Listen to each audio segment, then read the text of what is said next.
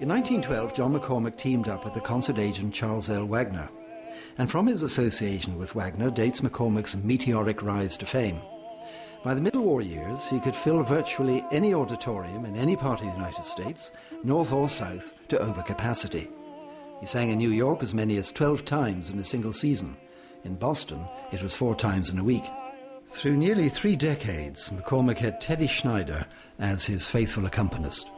His fame in this country was just astonishing. I try to explain it to some of my students at Juilliard that it'd be a combination of having the fame of a Pavarotti, a Madonna, and Johnny Carson or something rolled into one. He covered all aspects, I think, of society.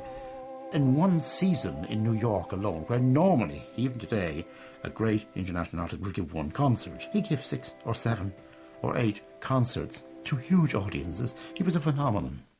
With the advent of radio as a mass medium in the 20s, McCormack became a radio celebrity, reaching millions who never had the chance to hear him in opera or in the concert hall. After thinking it over, Big, it's no use. What's no use? No use changing your name to Bambino Gravoli. Bambino Gravoli on the front of the Metropolitan Opera House today wouldn't draw flies. But the name, Bing Crosby... Oh, that'd draw some flies. I have a letter here, and I'll just read you a little bit out of it to tell you how much Bing Crosby thought of John McCormack. It's an interesting thing to note that though John McCormack has been gone for some years now, no one has ever risen in the field who even gave evidence that he could begin to take his place. Of course, no one will ever take his place with me. There was only one tenor who had the same kind of celebrity as McCormack, and that was the operatic colossus Enrico Caruso.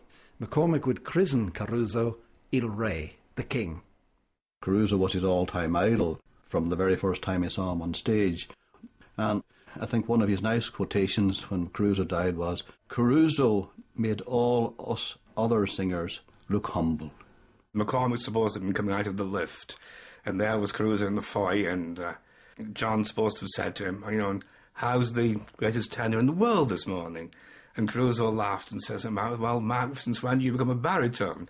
I suppose it's it's typical of the kind of friendship and really amicable rivalry between them. Between the death of Enrico Caruso in 1921 and the rise of Crosby and Sinatra in the 1930s, John McCormack was the greatest celebrity in America, the finest concert recitalist of his time, to whom the 2 terms, serious musician on the one hand and popular artist on the other, were as 2 sides of the same coin. The divergence of serious and popular music now makes his kind of career impossible. Even today, the spirit of McCormack lives on in America. In New York City, with a population of 8 million, improbable chance encounters evoke memories of the tenor. What do you think the chances would be of taking a taxi in New York City and finding you were being driven by a McCormack? Not just any McCormack, but a relative of John McCormack. Isn't that right, Edward? That's right, Gordon. I don't know how many years ago, probably around the turn of the century, my grandfather came over from Westmeath, settled here in New York.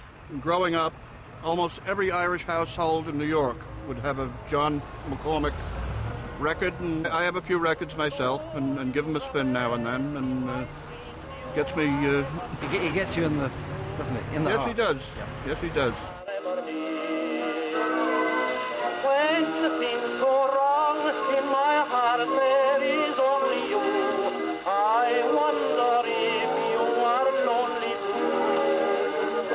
Tell me you'll wait for a brighter day, when all the clouds will have passed away. For it may be the end of the journey. I shall find all I've lost in the past. In my city of dreams, all my golden dreams will be waiting to greet me at last. I may find when I come to the sunshine all the faith I have lost in my friends, and you love